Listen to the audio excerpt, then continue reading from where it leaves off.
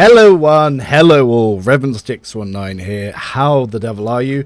And welcome to the Idira build video. So let's see what this lady can do without exploding and killing us, and this time we are going to be playing a damage focused Idira, though as you know I normally like to play her as support, but in this update that can be a little bit risky. So let's show off what we can do with this build, what we can take out with it, and then we're going to go through and break through what we're doing for this and break it all down for you.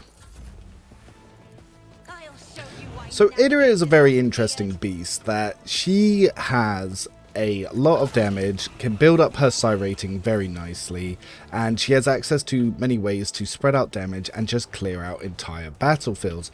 The problem that comes from Idira is the fact that she can often explode and take out your party, and unfortunately, unlike other psychers, she can't pass those perils to enemies, which can be a bit of a problem. However, because she is such high damage, she is still worth the risk of using, and she's overall a very fun character to use in the game.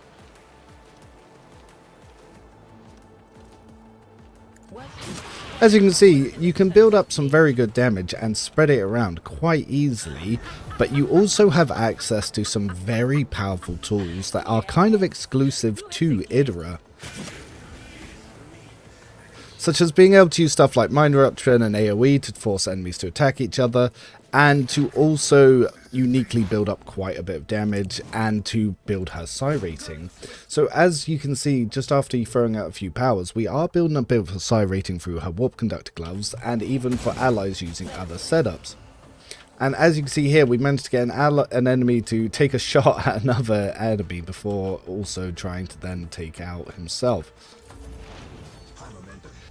And because of this, it has popped a lot of other turns and strategies for our allies to also get involved, because, well, when she popped that off, she took out something for Pascal, which brings in other operatives and allows them to set up some of their sort of processes and damage setups.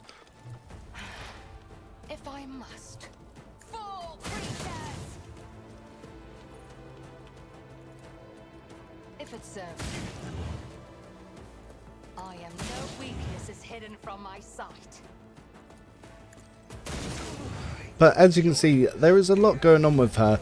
Her endgame damage, thanks to the Cyber Raven, can actually be really strong, because you can apply degraded defense from Idira's powers, and then pain bonds will actually greatly enhance that, as well as applying it multiple times. But we'll get into that as we get into the build, so let's discuss what we're really doing with Idira this time around. When it comes to building Idira in this patch, I've come to some interesting conclusions. Now, the patch notes are going to say that they fixed warp buffer not passing the events happened by perils of the warp.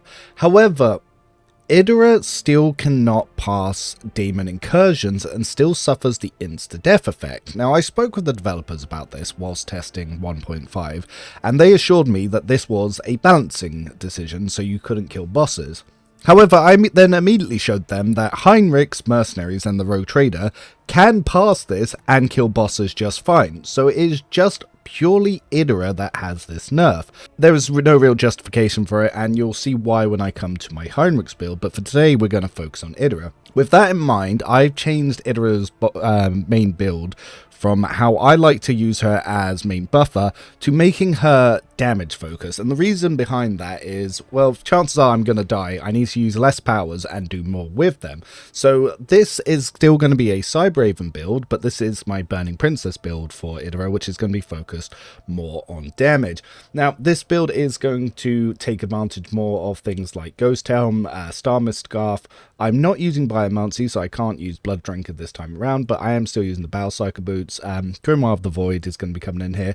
Experimental Psi Amplifier to get that nice +3. Because I'm using Warp Surge Brooch on Heinrich's at the moment with a different build, this is why Idira is not going to have that on her, but that is another item that you can use. I will talk about other options as I go through, because obviously the final items that I've gone here are going to be based on what the rest of my companions are doing. And I've actually moved away from using Psychic Body Glove, I've moved to using Psychic Body Glove and away from using Heavy Breastplate on her, because I use that on Heinrichs, because there's a new little thing in 1.5 with him, but again, I'll cover that in the Heinrichs video. Idira is a Imperial World unsanctioned psyker, so she has 3 unique talents to her. One of them is not very good and could use a little bit of buff, but will be when it comes to advice and guidance, I will be pushing that with the developers.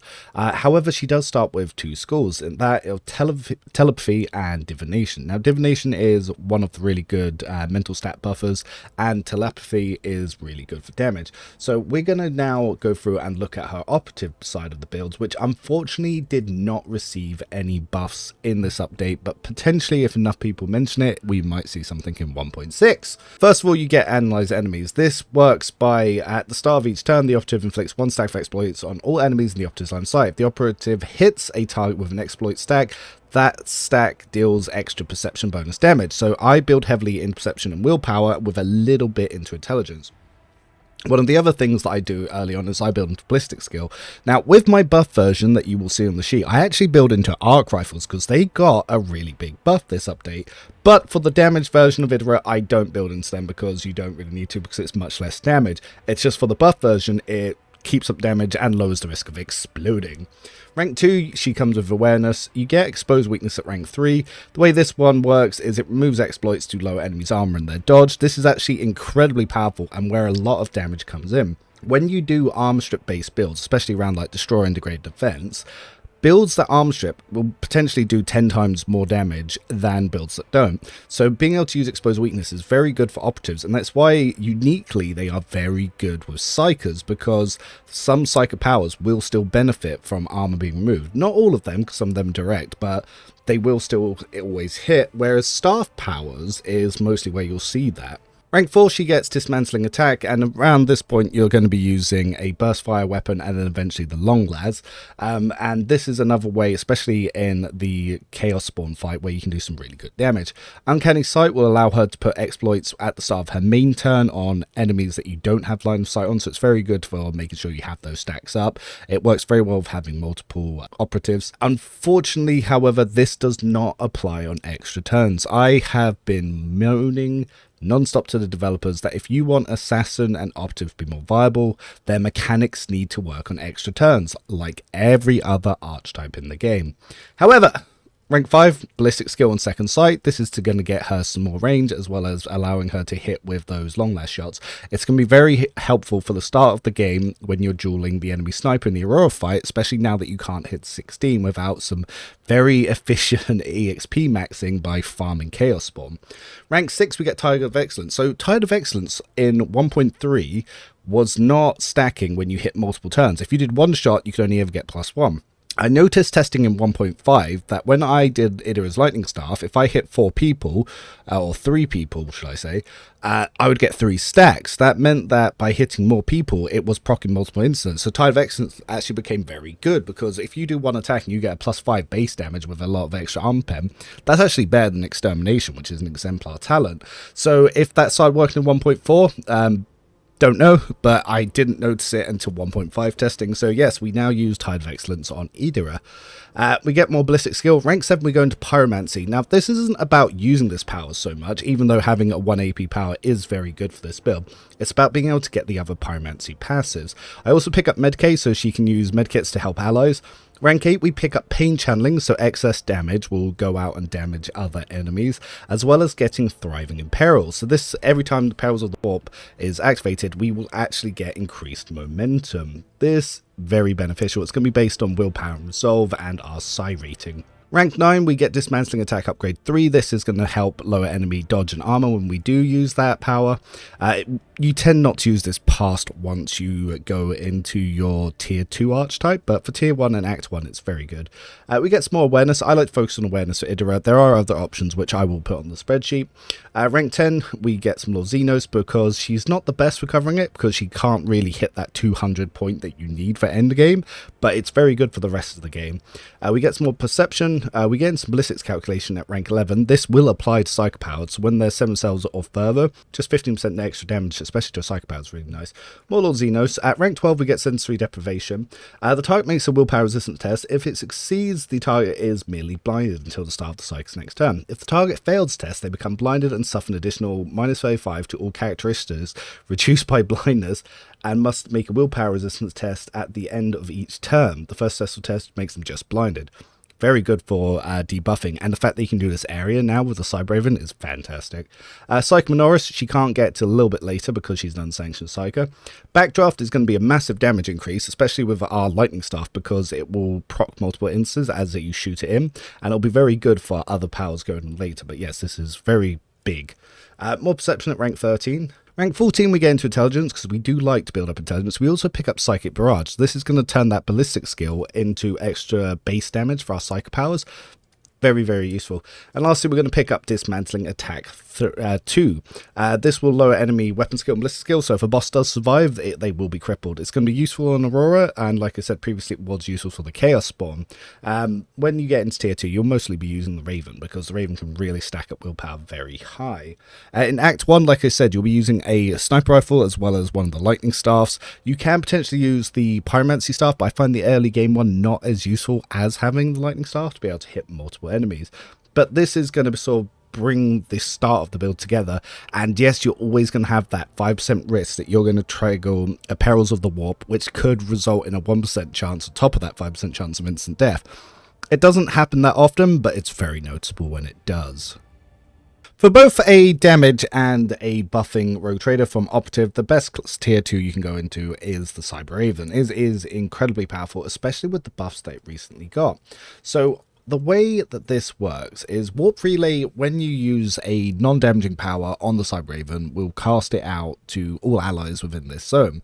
Purification Discharge got a buff that when the Cybraven deals damage, it does the Overseer's Psi rating times Familiar's weapon score bonus shock damage to 3 of the closest enemies in a 4-cell radius, but it also inflicts something called Pain Bond, which is the next damage that it comes into it. The Cybraven will then regenerate that damage. However, this does benefit from damage riders, so the damage that you can do is insane. Testing this, I've turned a 2k Psycho Power after Purification Discharge into 10k hitting everyone, so it is incredibly powerful. And let's talk about the build that I've put together for an offensive Idira. First ability that I get is Strategic Adaptation. The reason that we go for this is it will refund your attack if you get a kill, so this will increase Idira's attack economy, so she goes from 1 attack to 2, and then once we get Fire Within, we can potentially have 3 around, and this is without taking into consideration Warp Surge Approach, extra turns, or even Finest Hour. Now, Warp Buffer is important to get first on Idira, where it's less important on, say, the Rogue Trader or Heinrichs, unless you're going to use a very special item that came in this update. But again, I know I keep saying it, but that will be in the Heinrichs video. So the only thing that to keep in note is, as I said at the start of the video, is Warp Buffer will not pass Demon Incursions on Idira like it will do for the Rogue Trader and Heinrichs. I am pushing the devs to fix this. If on the live version this does work, that's a win for everyone. At rank 4, we get Overcharge. Now, what Overcharge does is the Cybraven immediately heals to full wounds. The Immobilized Prone and Stunned effects are removed from it. The Overseer's next 3 abilities cost 1 AP less. Until the end of combat, the Overseer can relay attacking psychic powers through the Cybraven. This is going to use the Cybraven's willpower, and you can stack up some really obscene damage this way. Rank 5, we get an AP increase and willpower. Rank 6, we increase our Psi rating with Psych Endurance, which is obviously going to increase all of our buffs and damage powers. This is when we start getting some willpower to increase our direct damage powers. And rank 7, we pick up Santic powers. The reason for this is we want to use Santic staffs because they have a very nice use AoE. They have a different damage type that can't be resisted because a lot of enemies can be immune to mental damage that you'll see in Act 4 and Act 5.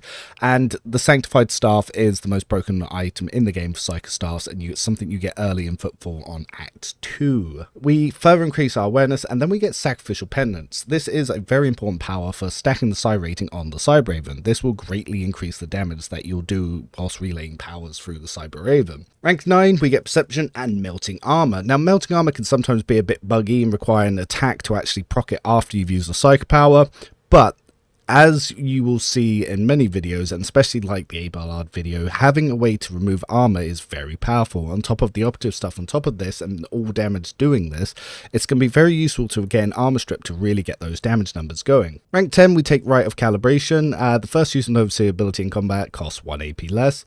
Rank 11, we get some more Perception, more Awareness. Perception is obviously going to build into a lot of our operative talents, and it's going to be quite useful for there. Rank 12, when the Overseer uses Overcharge, their familiar gains 30 to its key characteristics, which is Agility and Willpower for the Cyber for 1 round.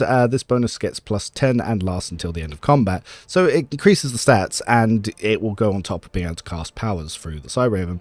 Rank 13, we get Psy Resonator. When the Overseer relays the psychic power through the Cyber for the first time in a round, they regain 1 AP. Very nice. Subtle Manipulation.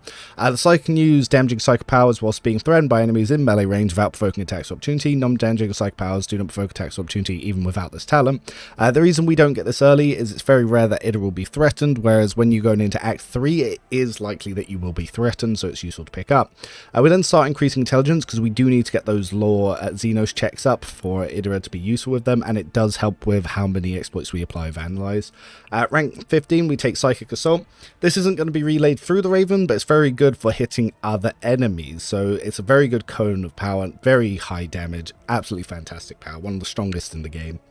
Level 16, we get Cascading Echoes. The effect of the psychic powers relayed through the Cyber are calculated as if the Psi rating were increased by 1.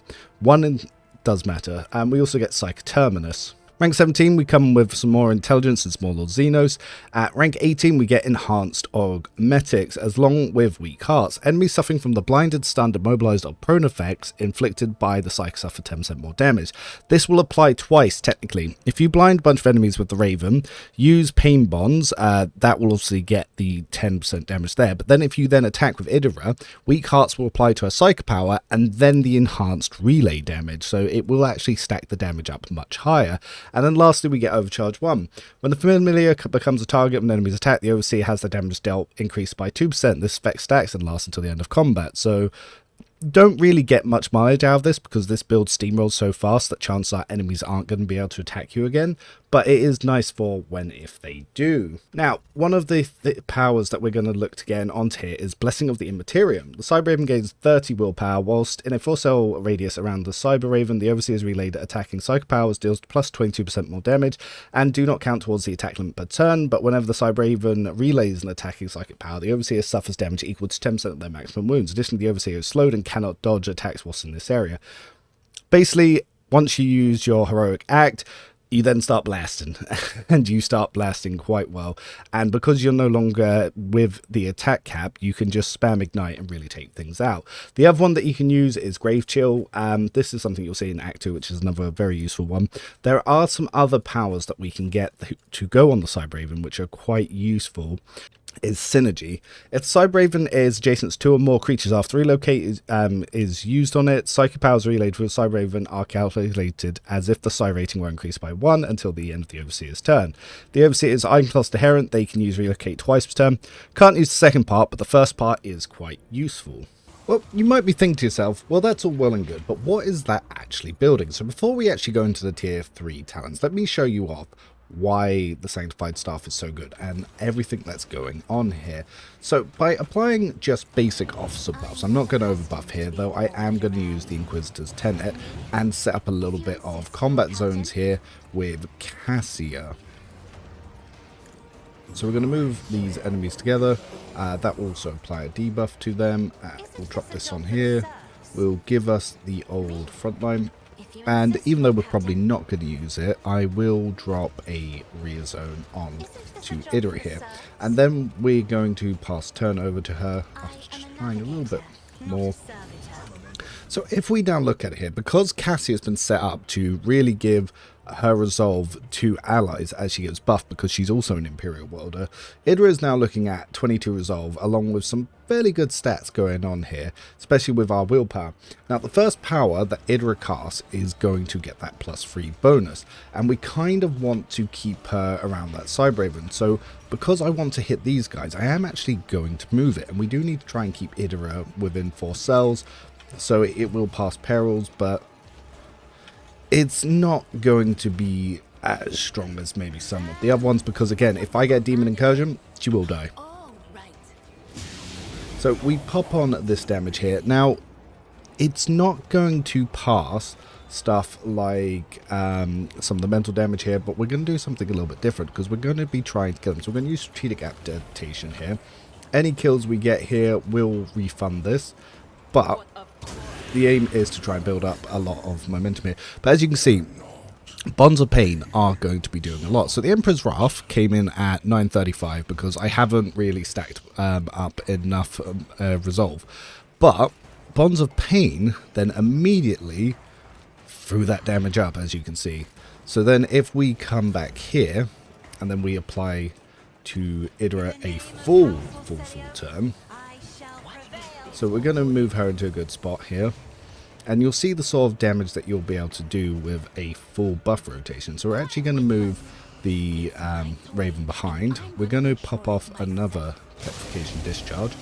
And this time, we're really going to apply some of these debuffs so you can see what sort of things that we're going to be able to do here. Was that you? So ideally, the Raven won't accidentally take us out. And now we can even overcharge and use our powers through it. Now, mental damage doesn't really affect Necrons all that much because they have some resistances to it. So what I'm actually going to do is I'm going to relay a quick use of Ignite here. Anything else? And as you can see, there is a lot of damage. So it does apply mental damage. But as you can see, Degraded Defense applies to this recast, like I said. Immunity Deathless obviously lowers that because, well, Necrons. But yeah, the damage that they're going to take is going to be pretty goddamn nutty. So if I then use Strategic Adaptation, so we'll refund what this Emperor's Wrath is about to do here. So we're getting off some pretty big numbers here. And then you can use that really to sort of wipe the map. And as you'll see, pretty big numbers are going to drop here. And this is just from some basic buffs. Like I haven't tried to turbo stack it. And of course, the more attacks you do, the more damage you'll end up getting out of it. You'll also be able to use like other stuff. If there are more enemies about, we could also use a Scream here. We can catch a few of them. And we can even pain channel some of that. So we hit that Necron Immortal here. And Pain Channel takes out the one over here. There's loads of little tricks that you can do with that. So this one, we can finish off to try and hit another one that we might not have light on. So again, Pain Channeling then hits the Death Mark, takes him out.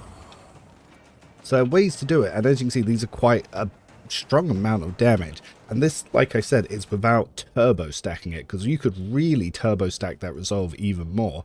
But yeah, power level 43, so 5+ of Psycho's resolve, and the psi rating's already gone up. You can stack this much higher. If you use allies to continuously stack this, like a Master Tactician as well, to get the resolve in, you can easily be hitting those really huge damage numbers, especially with the staff, because the staff will actually apply a little bit of RNG. So if we go back to our last Emperor's Wrath, so that potential 1776, with more buffs and with more resolve stacking, can go up way higher. And you have to keep in mind that I've not done a full buff loop here. I've just done Cassia's stuff and Idra stuff to herself. But if I had a full dedicated Psycho buffer, I could be really stacking that, and I could multi-turn stack other things to really get those stats going.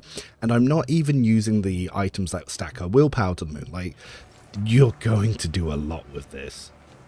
Moving into Exemplar levels, one of the powers that I always like to get first is the Exemplar talent, Eager for Battle. So during the first round of combat, this character has an additional 2 action points, very useful for getting off another power. We also pick up Fresh Target. When the Operative attacks an enemy that is at full wounds, the attack deals 8% more damage to that enemy. And this is actually going to be based on perception. Now, you might think, well, because you're using the Cybraven, it's not always going to do that. And that is true, but this is more for enhancing the damage of our Psychic Screams, which won't be having interactions with the Cybraven. Next, we get Awareness and Impure Force. So Impure Force, whilst moving, the Cybraven deals 60 more damage to enemies as it passes. Again, because we're not going to get the full damage anyway, because we're going to be using Pain Bonds, it doesn't really impact Fresh Target too much, because you're going to be shooting different enemies to still get Fresh Target. that we then get willpower and fire within. Fire within, every time the Psyker kills or scores a critical hit against 8 creatures in one combat, the Psyker's next attack, including attacking Psyker powers, will cost 0 AP and will not count towards the attack limit. So it's a good way to get another third attack in there before you taking in consideration extra turns, Warp Surge, Broach, or Finest Hour. At rank 4, I take Mind Rupture. I actually really like using this power relayed through the Cybraven. So the type must make a willpower test. If the test fails, the target immediately attacks its allies. After that, the target suffers Psychic Shriek damage if their willpower is reduced by -24 until the end of combat. If the test succeeds, the target just suffers Psychic Shriek damage and their willpower is reduced by -24 until the end of combat. Yeah, so it's pretty fun. Take some more awareness, and then we get Degraded Defense. Very important for stacking up damage, because every time you do damage, it builds up to 1,000 divided by 6, and that is percentage additional damage. And this will apply to when your powers are relayed by the Cybraven, so it is very good. Though the Cybraven itself can't build up that damage, but it can use stacks of that for extra damage. We get Psycho Extremist, which is going to be another very nice boost to Psy rating. We then get more willpower, because it's pretty good to go with this. At this point, if you're using Chains of Domination, every time you use powers, you are going to be stacking up willpower, so it will see some very nice things. Comprehensive Analysis. If the target of analyzed enemies has 2 or more exploits, that target suffers an additional 1. Because our intelligence is pretty low, that is quite helpful. We then take Prescience. So the target gains 18 intelligence, perception, fellowship, and willpower until the end of combat. Now, we're not going for a buffing build, but this is a very useful buff to get on Idira herself, so she can get some more perception, intelligence, and willpower for her damaging. More perception. We then get Fatebringer, because now that we have Prescience, we can use Fatebringer. Allies under the effect of at least 1 psychic power applied by the psychic gain additional 19% armor penetration. Armor penetration is very important for getting those damage numbers. We also pick up Grenadiers, so we can use Ionized Grenades to help support allies by armor stripping, which will then also apply with Melting Armor afterwards. We get some more Lord Xenos. We get some Extermination, because every time we attack we get +1 base damage. Rank 10 will see some AP increase, and at rank 11, because we will be quite aggressively forward focused, passive learning will actually apply analyze enemies in a turn cell radius at the start of each of the operative's turns. So this one, very useful for her. We then get continuous analysis at rank 12. At the start of the operative's turn, the enemy with the largest number of exploits receives an additional exploit stack. So this is just helpful for getting that damage up rather than just having 1 exploit. More Lore Warp. Rank 13, we get our first Sanctic talent, which is Psalm of Heroes. The Psycho Psi rating is increased by +1 until the end of combat every time an ally uses Heroic Act. More Perception, more Intelligence, more Lore Warp. Like I said, you're going to really struggle with some of those endgame checks, but no one in the party is particularly good at Lore Warp. Even Cassia, that I've completely focused on it, only by endgame is at 120. So to actually pass certain checks, you're going to want to put on a bunch of Lore Warp stacking items. Rank 15, this one is optional to what you want to take here. I like to take Malign Influence, because whenever an enemy fails a willpower resistant test against the character, they suffer 14 direct damage. On success, the damage is doubled.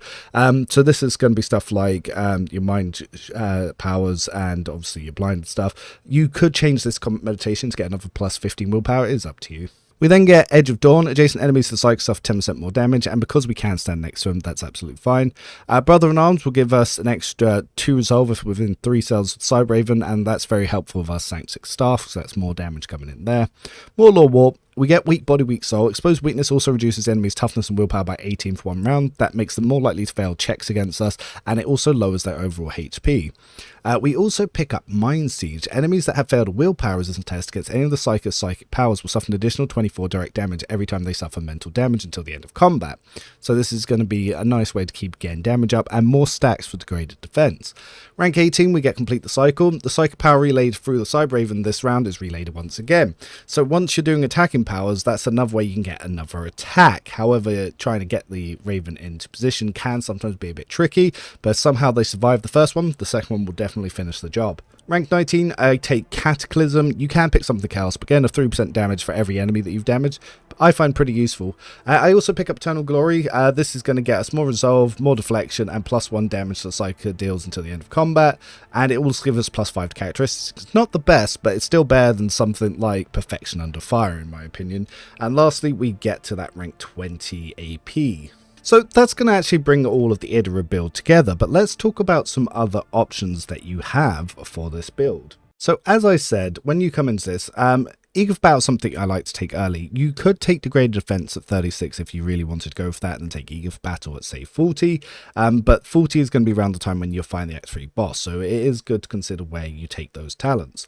When it comes to items, you have a number of helms you can use. Ghost Helm, Cultist Hood, Ethereal Visor, Dark Visionary Hood, it's up to you. The armor, the Act 1 Psych Body Glove, kind of carries you the whole way. Cloak, you can take the Singed Cloak or the Xeno Emitter. The neck, Vortex Pendant, it can be very good on a buff build, but less important on this one because you're not really buffing, so Starmist Scarf is going to be doing more for you. Warp Surge Brooch would be nice to have on here. Metronome's not too bad at early game.